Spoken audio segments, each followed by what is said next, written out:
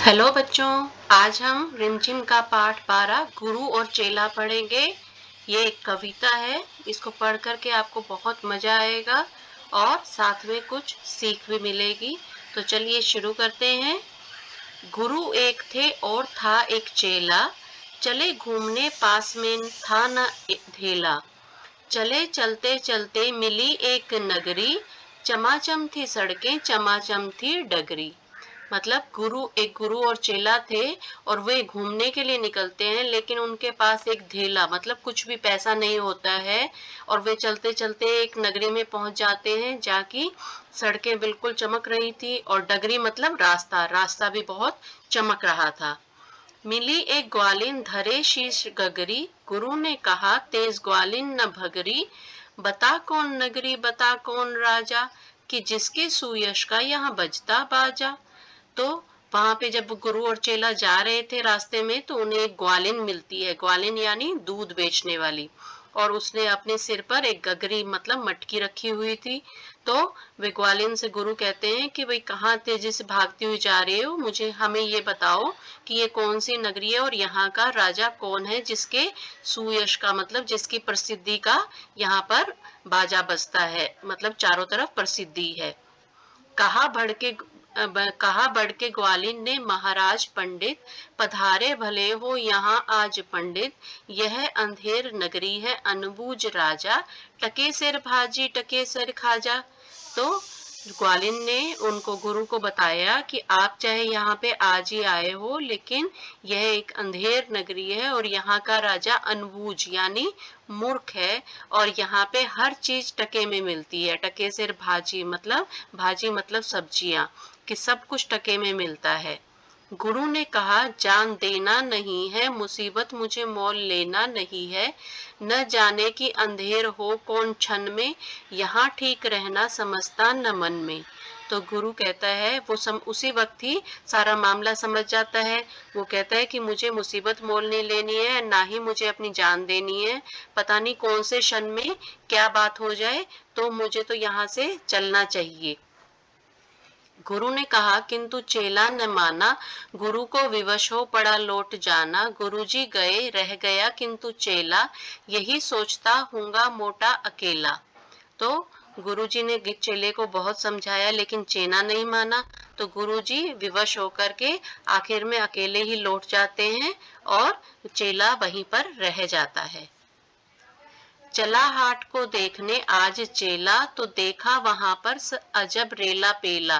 टके सिर हल्दी टके सिर जीरा, टके सिर ककड़ी टके सिर खीरा। तो हाट मतलब बाजार।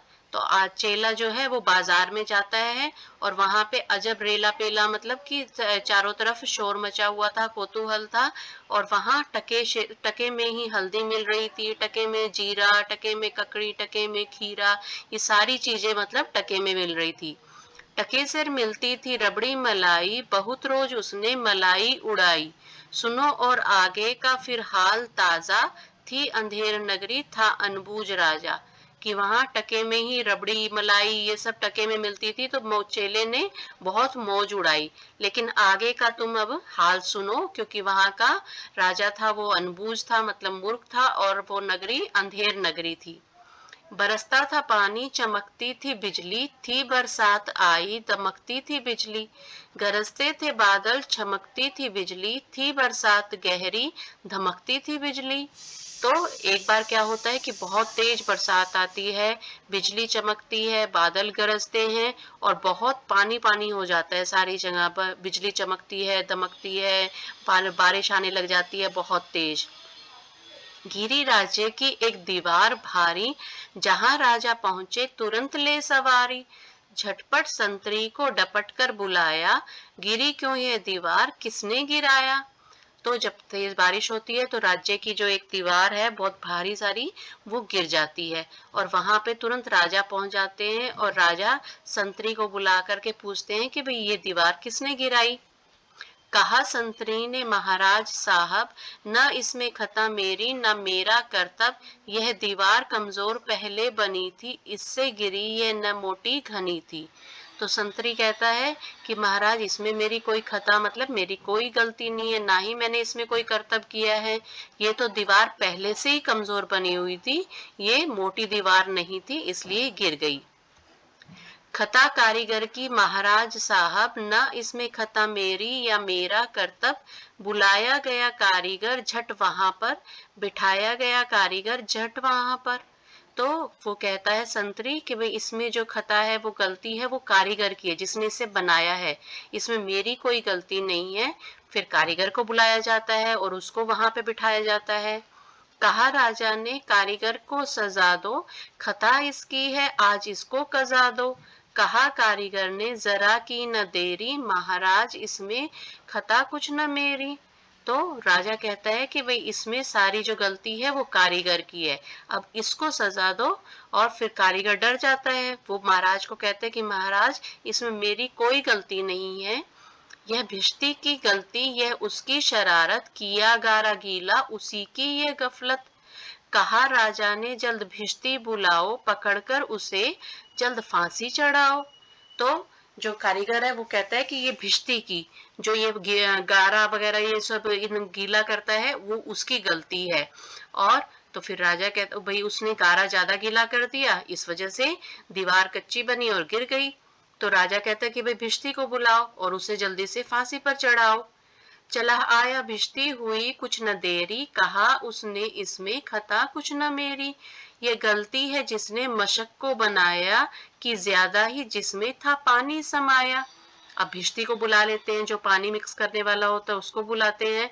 तो भिश्ती कहता है कि भाई इसमें मेरी कोई गलती नहीं है, ये तो मशक वाले की गलती है। मशक यानी कि मशक बनाने वाला वो होता है बच्चों जो चमड़े का सा एक जानवरों की खाल से चमड़े का बैग बनाता है, थैला सा सीला जाता है और उसके अंदर पानी भरा जाता है। तो वो कहता है कि ये मशक वाले की गलती है जिसने बहुत बड़ा मशक बना दिया और उसमें पानी बहुत ज्यादा आया। ये देखो ये मशक ये है मशक जिसके अंदर पानी भरा जाता है, ये जानवर की खाल से बनाया जाता है। मशक वाला आया हुई कुछ न देरी, कहा उसने इसमें खता कुछ न मेरी। यह मंत्री की गलती है मंत्री की गफलत, उन्हीं की शरारत उन्हीं की है हिकमत। अब मशक वाला आता है तो मशक वाला कहता है कि इसमें मेरी कोई गलती नहीं है, ये सारी गलती जो है और ये सारी शरारत जो है वो मंत्री की है। बड़े जानवर का था चमड़ा दिलाया, चुराया न चमड़ा मशक को बनाया। बड़ी है मशक खूब भरता है पानी, ये गलती न मेरी ये गलती बिरानी। तो वो कहता है कि ये मंत्री की गलती है जिसने मुझे बड़े जानवर का चमड़ा दिला दिया, अब उससे मशक भी बड़ा बन गया तो इसमें खूब पानी आता है। तो ये मेरी गलती नहीं है, ये गलती बिरानी मतलब किसी और की गलती है, किसी दूसरे की गलती है मंत्री की गलती तो मंत्री को लाओ, हुआ हुक्म मंत्री को फांसी चढ़ाओ। चलो मंत्री को लेके जल्लाद चले मंत्री को लेके जल्लाद फौरन, चढ़ाने को फांसी उसी दम उसी क्षण। अब राजा कहता है कि अगर ये मंत्री की गलती है तो मंत्री को लाओ और उसे फांसी पर चढ़ाओ। अब मंत्री जो है वो जल्लाद है, वो जो मंत्री को लेकर के चल पड़ता है फांसी पर चढ़ाने के लिए उसी समय। मगर मंत्री था इतना दुबला दिखाता, न गर्दन में फांसी का फंदा था आता। कहा राजा ने जिसकी मोटी हो गर्दन, पकड़कर उसे फांसी दो तुम इसी क्षण। अब क्या होता है कि मंत्री जो है वो बहुत दुबला पतला होता है, फांसी का फंदा उसकी गर्दन में आता ही नहीं है पूरा। तो राजा आदेश दे देता है कि जिसकी गर्दन मोटी है उसे बुला करके लेकर के आओ और उसे फांसी पर चढ़ा दो। चले संतरी ढूंढने मोटी गर्दन, मिला चेला खाता था हलवा दनादन। कहा संतरी ने चले आप फौरन, महाराज ने भेजा न्योता इसी क्षण। अब संतरी ढूंढने लगते हैं मोटी गर्दन वाले को तो उन्हें चेला मिल जाता है जो हलवा खा रहा था, बहुत तेजी से दनादन खा रहा था।